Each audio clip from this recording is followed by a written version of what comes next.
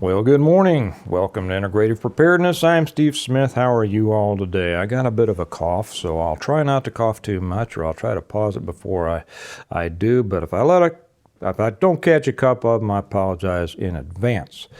By the way, welcome to all the new people, both on YouTube and on Patreon. It's great to have you here. I want to talk a little bit. I have some kind of hard words for some people. Hard words for hard times.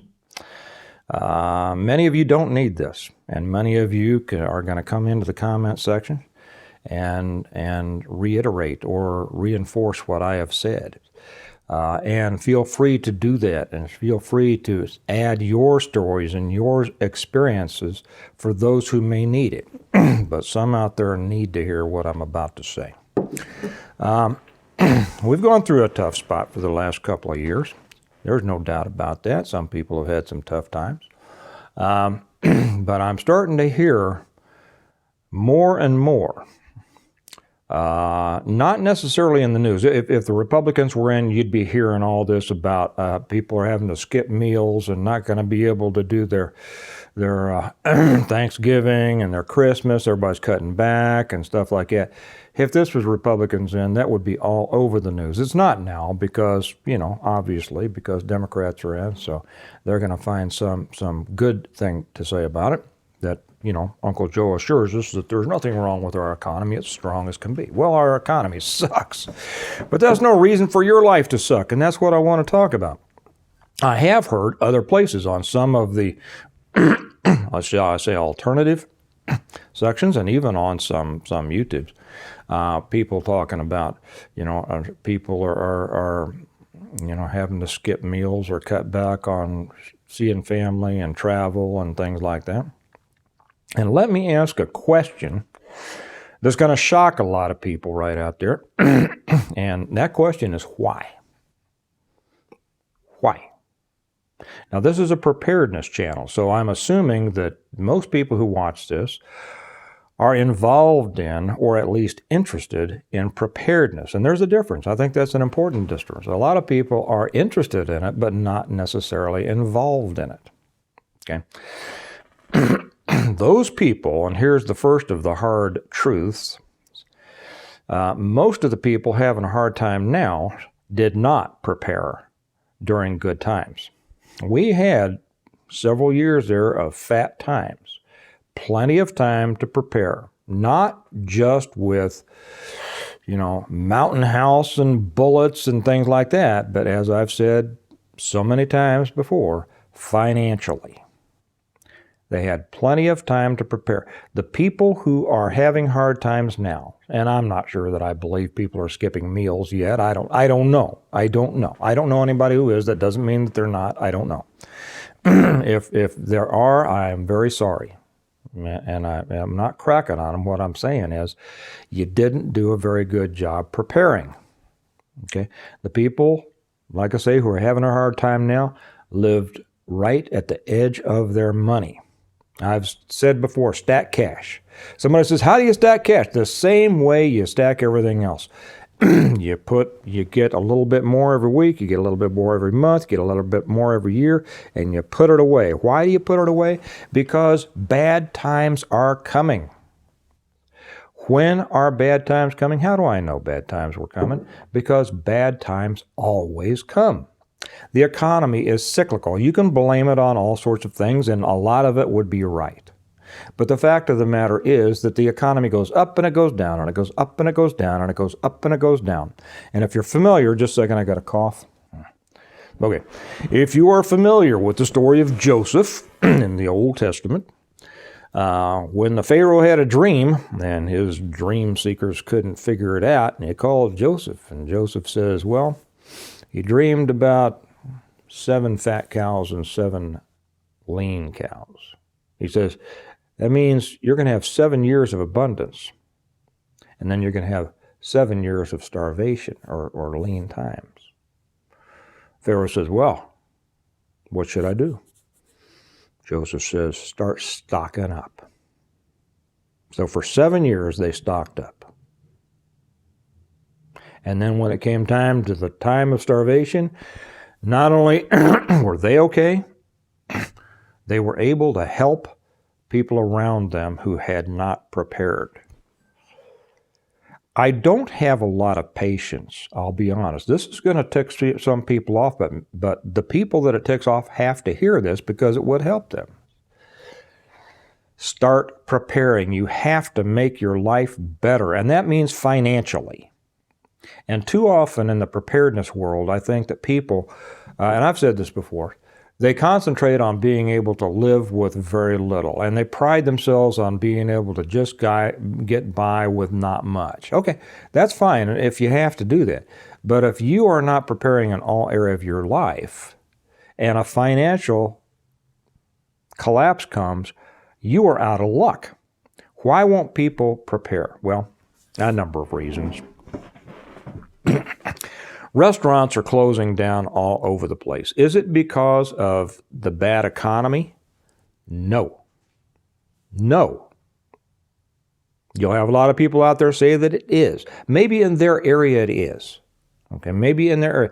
Small towns and rural areas, people don't have as much money. They don't have as much resources. They don't have the job opportunities. That's why people move to the cities. Okay, that's why during the Depression, people moved to the cities. You might hear about people who lived on the farm. They had plenty to eat. Well, some did, some didn't. People went to the cities to find work, to find jobs. So I understand that in smaller towns and in rural areas, the resources aren't there. Okay, but around here, restaurants are having to close because they can't staff.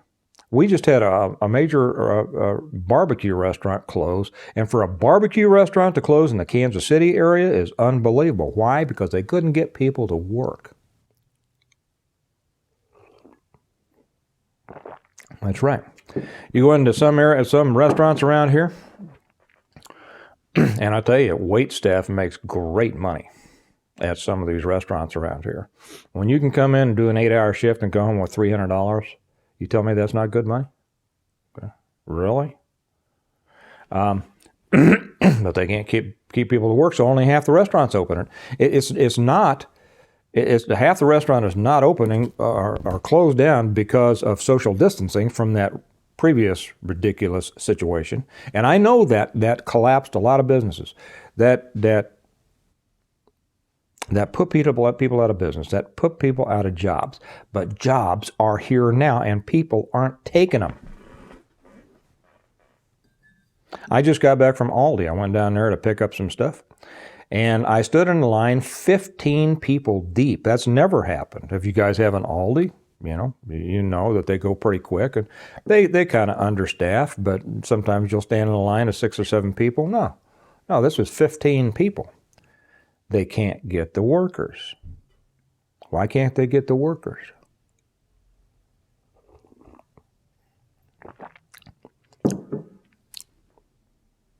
So when people talk about the fact that the economy is bad, yeah, the economy is bad, and it's getting worse. And as inflation continues to rise, as interest continues to rise, those people who either continue to live at the edge of their money or refuse to do more, to work more, are going to continue to hurt. There are plenty of jobs around here not being filled. What happened to the workers? Well, they just don't want to work. Now, I will be out today. The interesting thing is I've got people just wanting to work for me. I've got a line of people wanting to work for me. I will be outside all day today. It's 25 degrees. It's starting to spit snow, and I'll be outside all day today, up on ladders and houses and things like that with my guys, and putting up Christmas lights. Do I have to do that? No.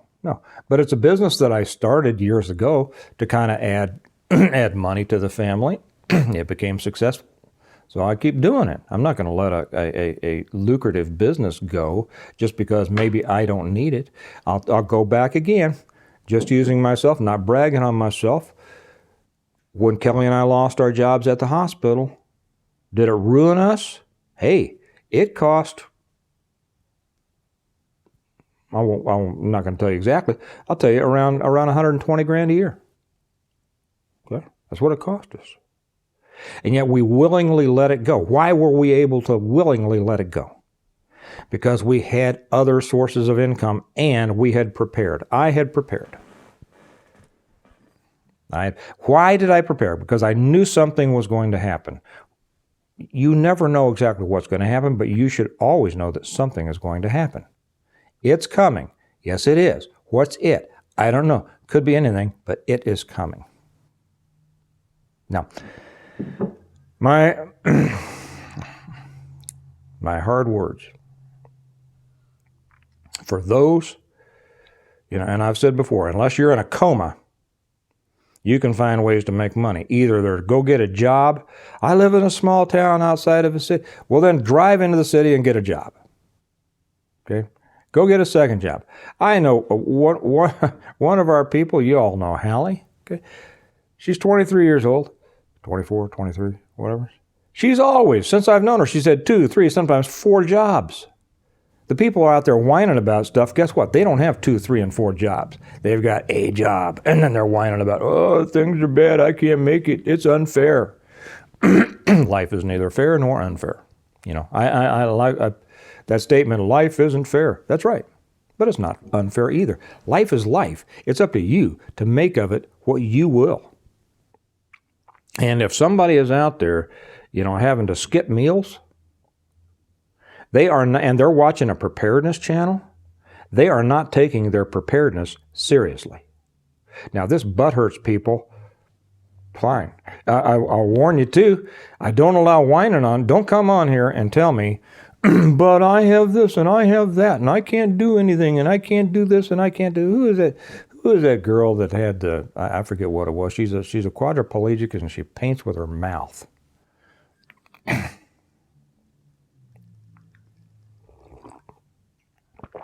Anyway, if I hurt feelings, it wasn't my intent, but I'm not going to apologize because probably if somebody's feelings got hurt, they're not doing what they should. Okay. My intent was to bring some truth to some people who need some truth. You need more money? Go out and make it. Make it. How do I do that? I don't know. Go out and find a way. I've always found a way. That's up to you to figure out. We've got a lot of people on here, I think, that are going to come in and also kind of reiterate what I've said. So for those out there, come on. Help these other people tell your story about what you've done. What have you done to get ahead? What have you done to add to your income? Because income is one of the most important aspects of preparedness. If you don't have the money to get something, it's on you. Mark just walked in. He just went out and bought himself a sweet little pistol the other day. Why? Because he's got the money to do it. Why? Because he works for it. Why? Because he does more than one thing for his money. See, it all comes down to that. So, I'm not going to listen to this stuff.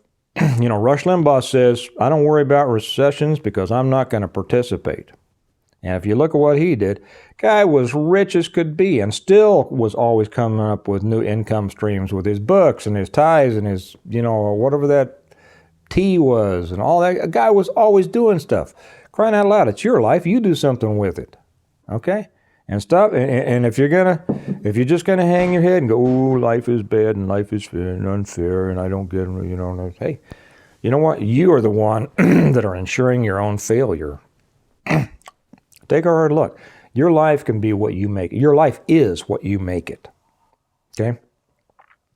Because if the world is fighting against you, that means you just need to fight harder. Okay? So you look at your life now and accept the fact that it's what you made it. It's not what Trump made it. It's not what Biden made it. It's not what the economy made it. It's not what COVID made it. It's not any of those things. It's what you made it. And I think a lot of people are going to have to come to terms and understanding that financial preparedness is a large slice of total preparedness. Mark, wouldn't you say that financial preparedness is a large slice of total preparedness? For sure. For sure. 100%. You have it from the guy standing right behind you. He knows exactly what he's talking about. And he's going to spend the day out there with me in 25 degrees and snow spitting too. We're going to have a ball, aren't we? Yes, We're going to have so much fun going up and down those ladders and making money and making people happy. All right. You all have a good day. Remember that we prepare well today in order to live well tomorrow, and for crying out loud, if you aren't doing as well as you want to, stop blaming somebody else and get out there and fix it. And I'll talk to you later. Bye-bye.